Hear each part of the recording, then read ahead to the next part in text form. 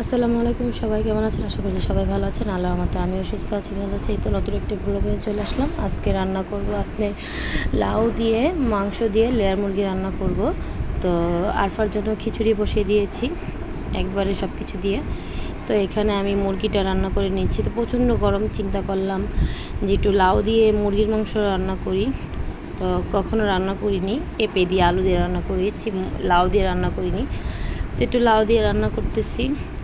দেখা যায় প্রচণ্ড গরম, সবসময় ভুনা খেতে ভালো লাগে না। তো একটু লাউ দিয়ে খেলে তরকারিটাও গরমে প্রচণ্ড শরীরের জন্য ভালো হবে, খেতেও মজা লাগবে।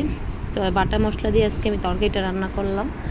এই তো আমার তরকারি হয়ে এসেছে, এখন আমি নামিয়ে ফেলবো, একটু ঝোল ঝোল রাখবো। এখন আমি লাউর ভাজি করে নেব। তো লাউটা আরফার বাবা একটু শক্ত নিয়ে আসছিলো বিচি, তো কচি লাউ আনেনি। তো চিন্তা করলাম, আরফার বাবা বলছে যে তুমি এটা ভাজি করে ফেলো।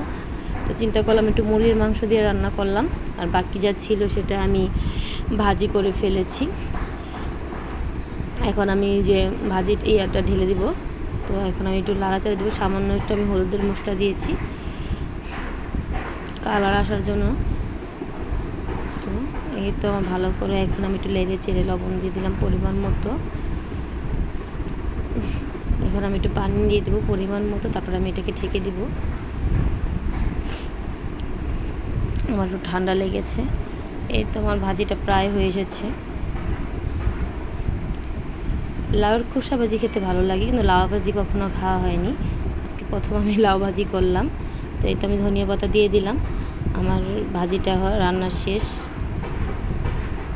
তো দেখতে সুন্দর লাগছে ভাজিটা। এই তো আমার ভাজি প্রায় শেষ। এখন আমি আরফা বাবা আসছে, তো আমি খাবারগুলো একদম বেড়ে নিলাম।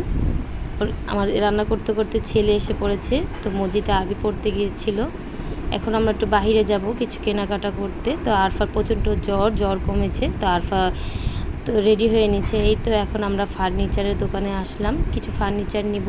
তো কি ফার্নিচার নিব সেটা আপনাদের সাথে শেয়ার করব, তো দেখতে থাকুন সবাই।